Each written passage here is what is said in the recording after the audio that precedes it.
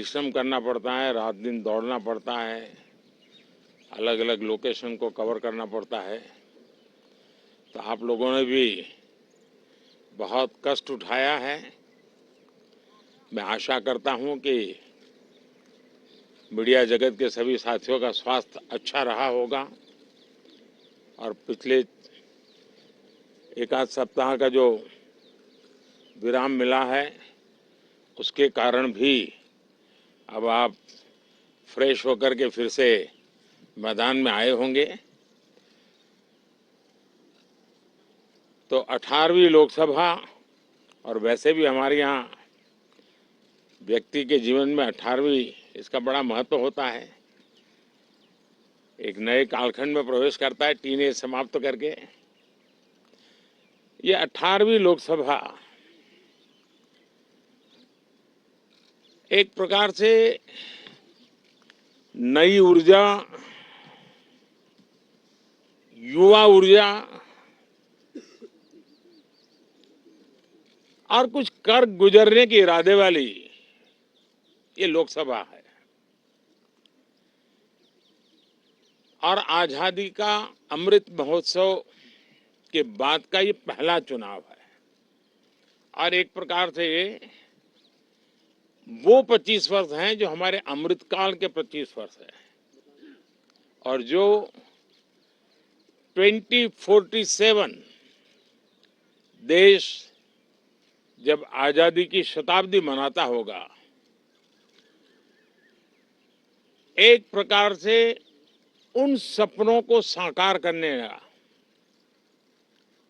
एक बहुत महत्वपूर्ण पड़ाव ये 18वीं लोकसभा है। साथियों, एनडीए सरकार को तीसरी बार देश की सेवा करने का देशवासियों ने आदेश दिया है, अवसर दिया है। मैं देशवासियों का फिर से एक बार ये अवसर देने के लिए हृदय से आभार व्यक्त करता हूं।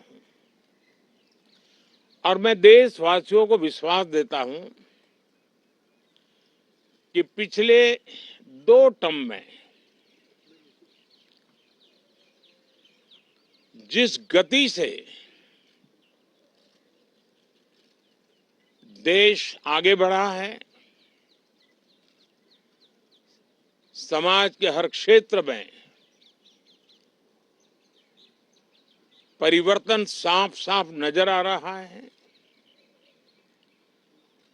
25 करोड़ लोगों का गरीबी से बाहर आना, ये अपने आप में हर भारतीय के लिए बड़ा गर्व का विषय है। और मैं देशवासियों को विश्वास दिलाता हूं कि 18वीं लोकसभा में भी, हमारे 5 साल के कार्यकाल में भी, हम उसी गति के साथ,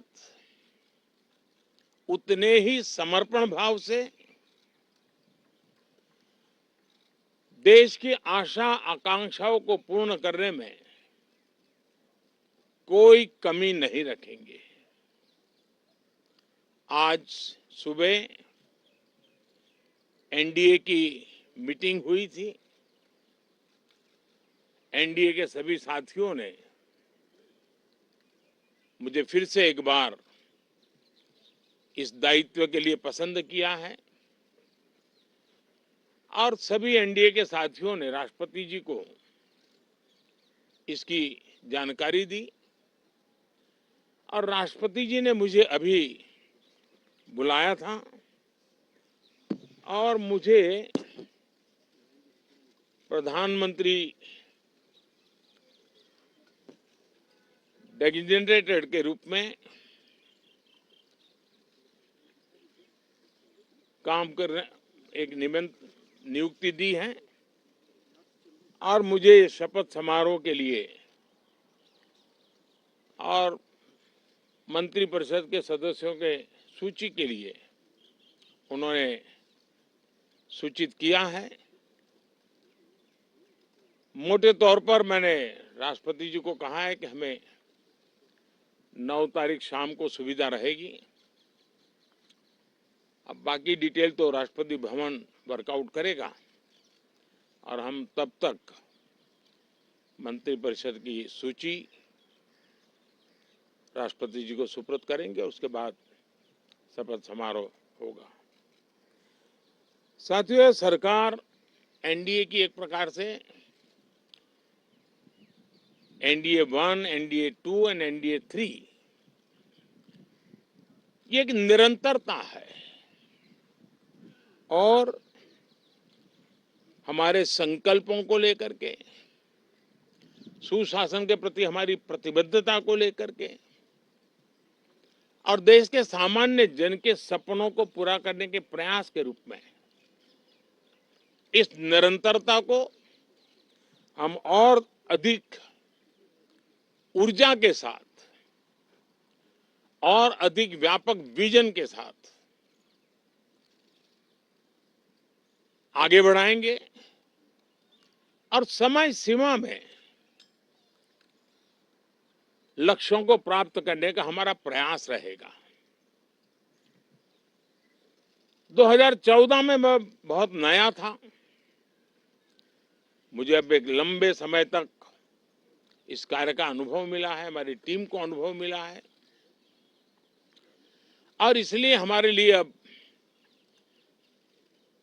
तुरंत ही काम को आगे बढ़ाना बहुत ही सरल रहने वाला है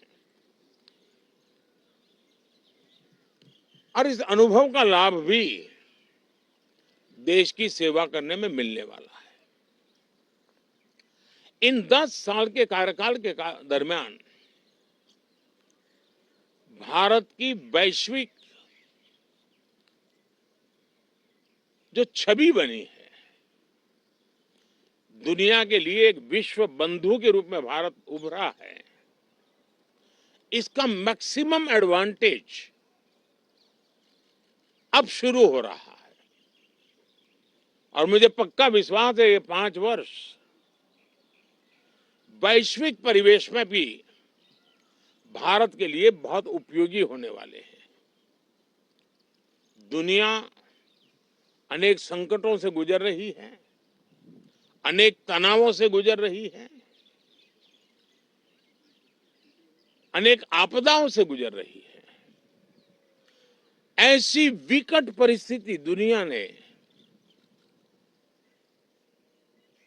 बहुत लंबे अरसे के बाद देखी है। हर देश इन सारी समस्याओं के बीच अपने आप को बचाए रखना, बढ़ाते रहना, चुनौतियों का डगर डगर पे सामना कर रहा है।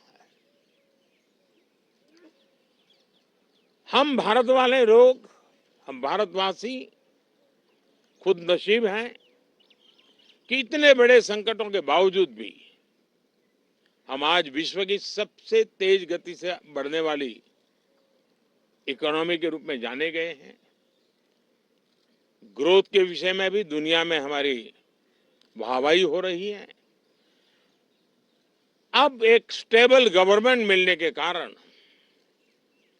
और परिचित व्यवस्था और नेतृत्व मिलने के कारण दुनिया का भारत के प्रति रुझान, भारत के प्रति उनका आना बहुत तेज गति से होने वाला है और मुझे विश्वास है कि देश के सभी राज्यों को इसका लाभ मिलेगा। देश की युवा पीढ़ी को सबसे ज्यादा लाभ मिलेगा। विकास के नए ऊंचाइयों को छूने में एक वैश्विक भागीदारी का वातावरण आने वाले 5 साल में बनने वाला है। तो इसी संकल्पों और आदर्शों के साथ हम आगे बढ़ेंगे। मैं राष्ट्रपति जी का हृदय से आभार व्यक्त करता हूं कि एक बहुत बड़े महत्वपूर्ण दायित्व के लिए उन्होंने मुझे निमंत्रित किया है। आप सबका भी दोस्तों बहुत बहुत धन्यवाद। Thank you.